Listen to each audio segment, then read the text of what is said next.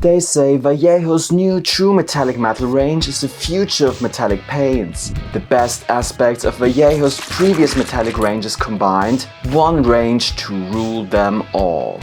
But can it be true? I've tested the entire set, all 80 colors, every technique, every finish, every stress test to see if these paints are truly revolutionary or just the next product hype cycle. I promise you, this video is gonna be a ride.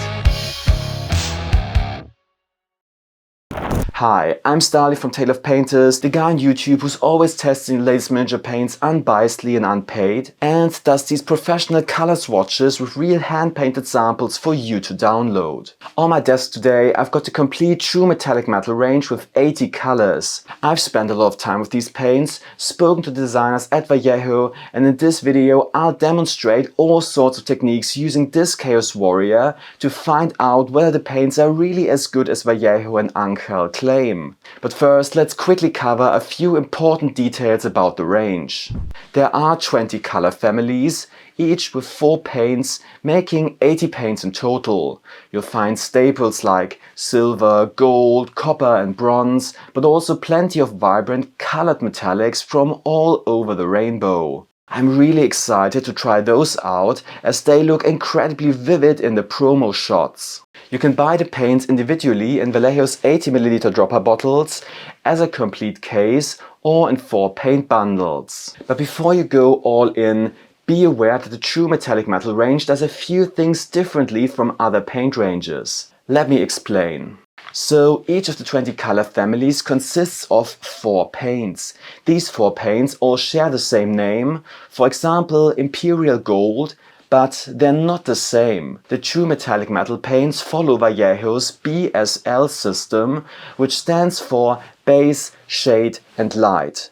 So for each family you get a darker base metallic, a lighter light metallic, plus a dedicated shade paint.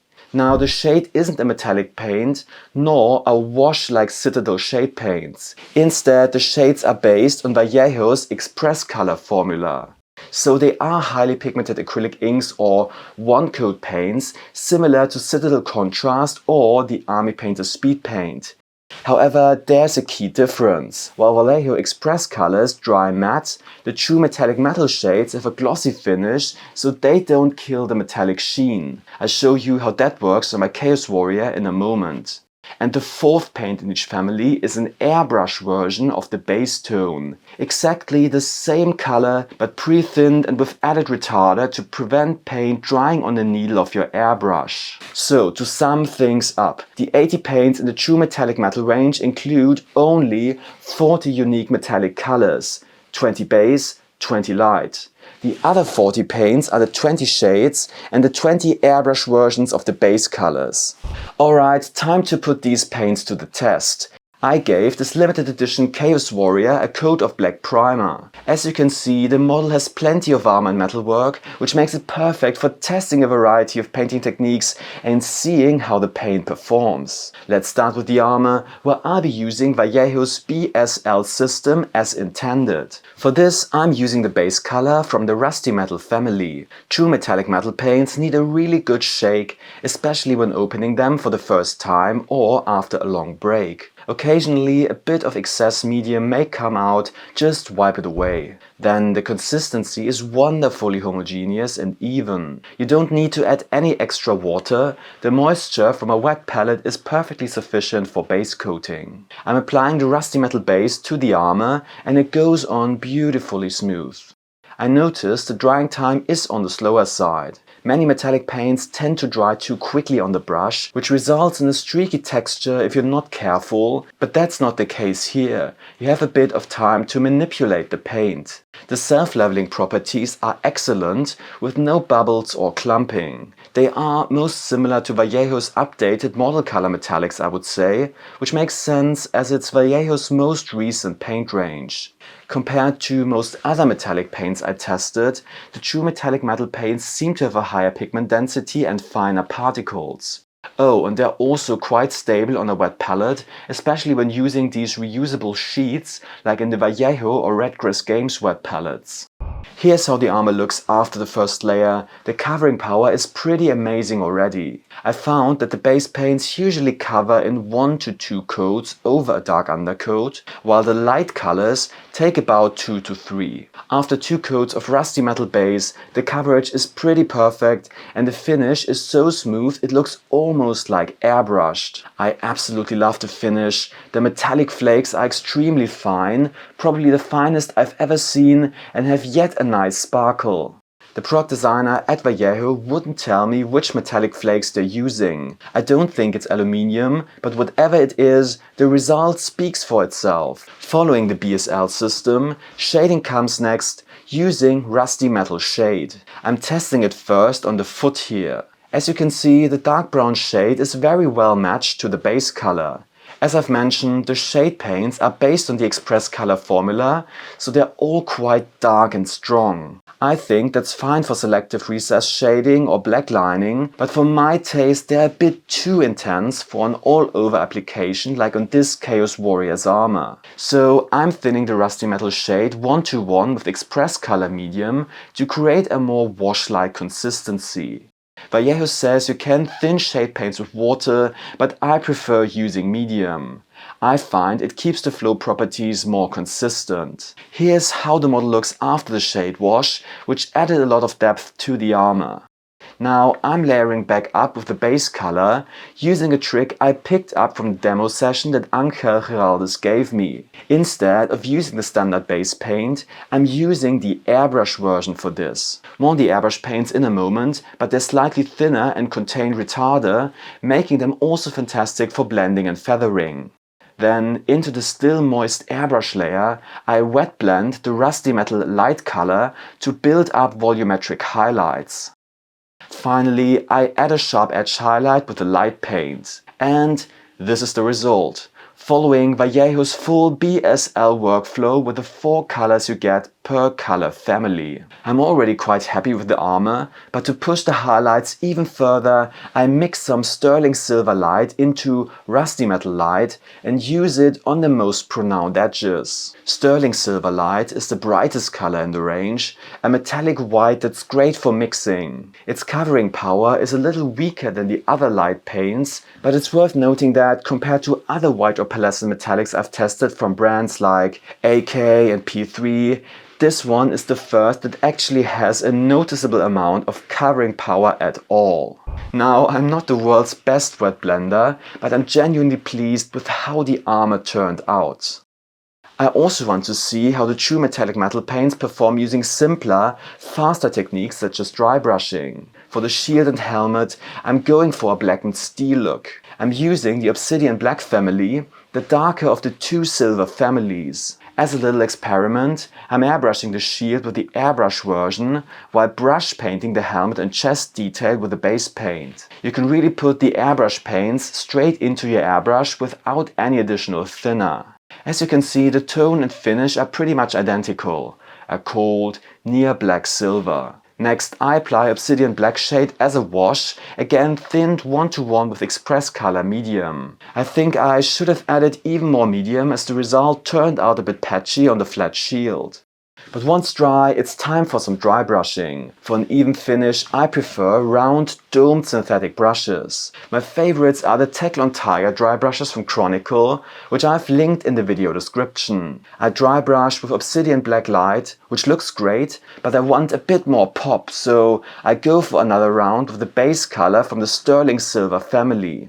The True Metallic Metal range has 2 silver families, one dark, one light, that form a logical progression. As you can see, the True Metallic Metal paints dry brushed wonderfully here. A lot of colored metallic paints lose a lot of their tint when dry brushing and become very silvery. This happens with metallics that combine silver pigments with a dye for the coloration. When wiping the paint off the brush, too much of the dye is often absorbed by the towel, leaving only the silver pigments to land on the model. But I think True Metallic Metal paints do quite well in this regard. Continuing with the silvers, I'm next tackling the chain. I start with sterling silver base, wash with undiluted sterling silver shade for strong contrast, then highlight with sterling silver light. One thing I've noticed, all of Vallejo's True Metallic Metal silvers lean towards a cold hue. If you're used to the warmer silvers from Games Workshop, such as Lead Belcher or Iron Hand Steel, I'd recommend turning to Vallejo's Mecha Color silvers instead. They're technically airbrush paints, but they also work brilliantly with a brush. They're also fantastic paints and match the Citadel color silvers almost perfectly. The sword was then painted with obsidian black light and glazed and feathered with thinned obsidian black base. Advanced techniques like blending and glazing are usually quite difficult with metallics. That's because metallic pigments lose their bond more easily when thinned down. However, I found that the True Metallic Metal paints thin and blend remarkably well, almost as smoothly as standard acrylics. Now, I'm not exactly a top-tier painter myself, but check out the channels of Juan Hidalgo and Ángel Giraldes. They've got some fantastic tutorials using the True Metallic Metal paints that really take metallic paint jobs to the next level. Okay, so what's left are the armor trims. I'm thinking of a bright gold or light bronze. There are actually 3 different gold families in the True Metallic Metal range, and their light tones are quite similar, so you'll need to decide if you really need them all. I recommend using my hand-painted color swatch as a buying guide, where I've professionally digitized all the True Metallic Metal paints. My chart not only shows real photos of each base, light and shade color, but also how they look in combination. And as a bonus, I've included the Vallejo metal color range too. You can find my library of hand-painted, cross-compatible swatches for all major paint ranges on my Patreon, which I regularly update and expand. So I'd really appreciate your support if you'd like to help keep the project going, and give the video a like and subscribe to my channel. I'll help you figure out which new paint ranges are worth spending on and which you're better off leaving on the shelf. I'll show you the finished Chaos Warrior in a moment, but first I need to take you through all the colored metallics. And honestly, they're absolutely stunning. Up to now, colored metallics have only appeared in a handful of paint ranges, but Vallejo's True Metallic Metal range includes 11 different color families. Now, the problem with colored metallics so far has been that they often look quite silvery or pastel. Here's Gemstone Red from the Warpaints Fanatic range, and here's two thin coats, which up until now had the best colored metallics I had tested so far. Now, compare those to the 2 red base paints from the True Metallic Metal range. The vibrancy is on another level, and you just need to apply 2 layers for them, maybe 3 at most. And here you can see Forge Red and Hydra Turquoise based on test models. Absolutely perfect for Horus Heresy, Thousand Suns and Alpha Legion. The other colors are brilliant as well. For instance, here's a test model I painted with the Sapphire Blue BSL system during Angel's workshop at SpielCon. The color I might find the most terrific though is Radiant Yellow Base. It's a genuine yellow metallic that isn't a gold. It looks a bit flat on camera, but in person it has a lovely metallic shimmer. It's one of the few base colors that need more than 2 coats over a dark undercoat, so I'd recommend either airbrushing or applying a layer of brown first. Still, it looks so freaking good, and I can't wait to see some metallic Imperial fists painted with it. Alright, time for my verdict and the pros and cons while I show you the finished Chaos Warrior.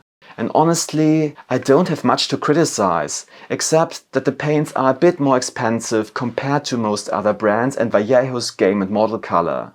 Vallejo already makes great metallic paints, and with True Metallic Metal they've managed to combine the best aspects of all their previous metallic ranges into a single product. The only thing I'm missing would be more colors. As mentioned earlier, there are only cold silvers and I would have loved to see some warmer steel colors like you get from Citadel. I also miss a really dark copper or bronze, something along the lines of Warplock Bronze or the old tin bits. In fact, I could have done without the airbrush versions of the base paints altogether and would have preferred more darker colors instead. So before you go all in, really think about whether you need to have the same colors in 2 versions. Same with the shade paints. If you already own a big collection of washes and one-coat paints, ask yourself whether you truly need them. Don't get me wrong, they are very well tailored to the individual families in both tone and gloss, so that's convenient. But then, Citadel's shade and contrast paints also have a bit of a sheen that works great with metallics.